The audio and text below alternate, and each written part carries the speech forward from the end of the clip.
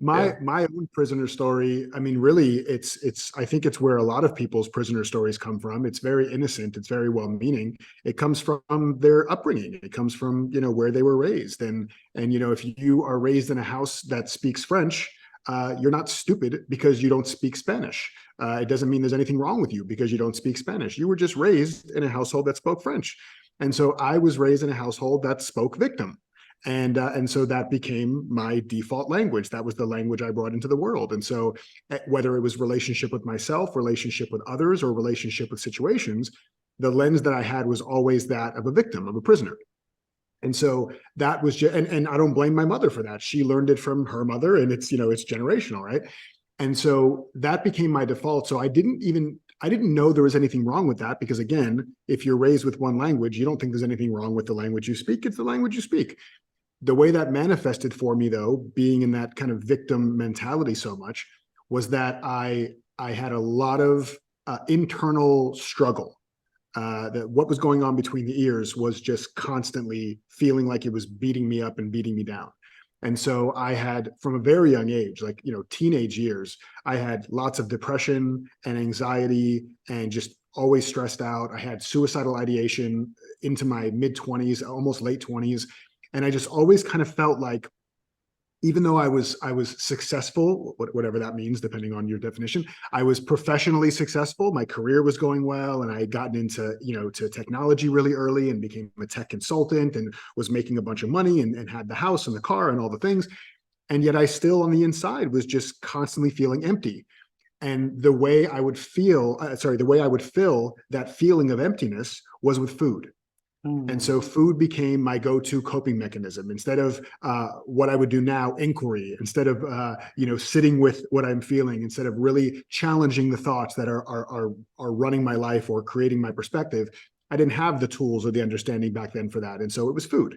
And so I would eat when I was happy. I would eat when I was sad. I would eat when I was stressed. I would just eat no matter what. And so that, of course, manifested itself into a body that was, chubby as a young kid, overweight as a teenager, and morbidly obese as an adult. And so by the time I was in my late 20s, which is when I'm the director of operations for a tech consulting firm, I'm making the most money I've ever made in my life, have all the external things.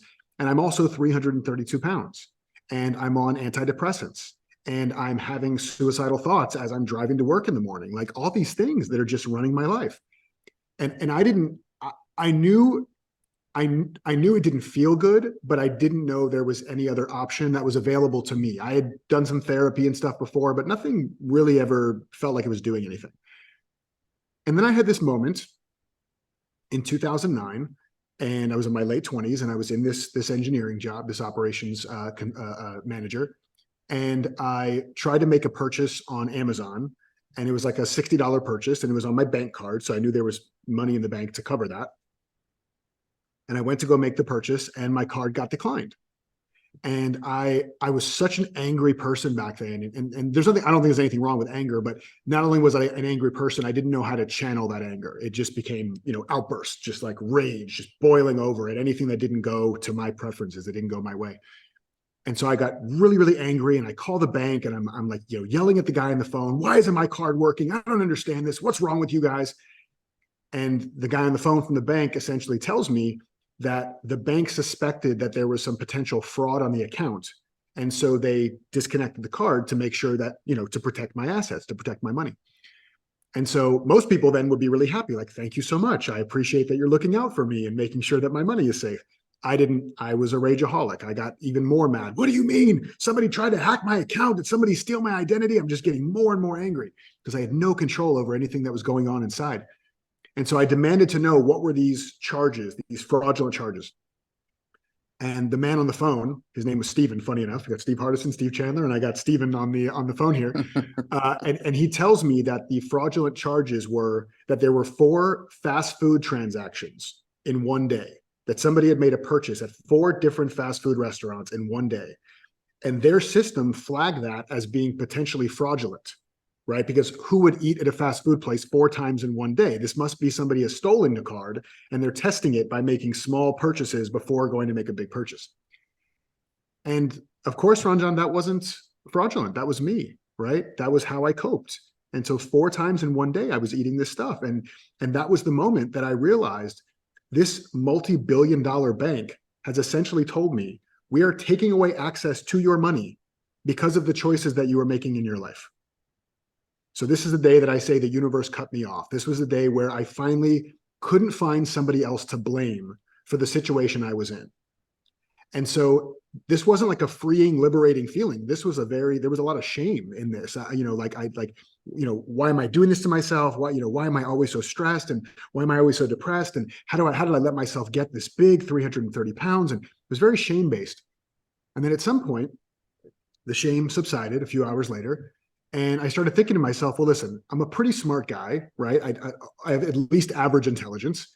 And there are people that I've met in the world that have been through way worse than I have been through. And not to compare traumas, right? You can drown in 8 feet of water, but you can also drown in 8 inches of water. So it's not to compare who's had it worse, but objectively, people that I had seen who had been through worse things than me.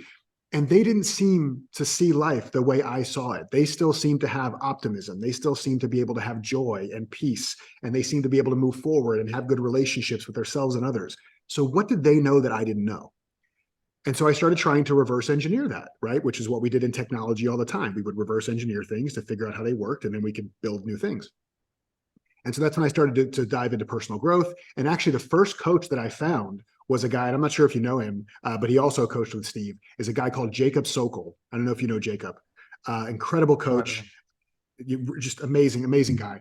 And so I coached with him first, and he's the one who introduced me to Steve Chandler, to his work in general. And so I read Reinventing Yourself. And it was like I learned a new language. It's like somebody came out and said, hey, you've been speaking French your whole life. Why don't you try Spanish? And I'm reading this book just going like every page, it was like, that's me. That's me too. Yep, that's me. And then noticing that there is a different way to see the world. And so I remember finishing up with Jacob, and I wanted to move on and get another coach and continue the journey. And I knew in my head, I knew I wouldn't be able to afford Steve Chandler. Steve's, to me, the greatest coach of all time. So I reach out to him and I say, hey, I just finished coaching with Jacob. I know you know him. I'd love to, to have a new coach. I probably can't afford you, but if you have any people that you've worked with that you feel are really good coaches, I'd love to connect with them. And Steve, in total Steve fashion, said, why don't we just get on the phone and have a chat? And I said, okay, great. So he calls me, and I didn't realize he was going to call me, and I'm at a gun range. Now, I don't shoot guns. I don't like guns at all, but I happen to be in this startup incubator for one of my companies, and there was another company there that had this like machine gun attachment thing, and they took us all to the gun range. I'm staying back. All of a sudden, Steve calls me, so I have to run and get in the car, and there are literally gunshots going off in the background as I'm talking to Steve. Steve probably thinks I'm in a war zone. And so we're on the phone talking, and through our conversation, I decided to join his ACS program, right? Back then it was called something else, but now it's called ACS. And that was how I started working with him, and then eventually started working with him one-on-one, and worked with him for, the better part of a decade one-on-one. And he has, you said in the beginning that Steve has made an impact in my life. He continues to make an impact on my life every day that I forget and then remember the truth of the nature of the experience of life.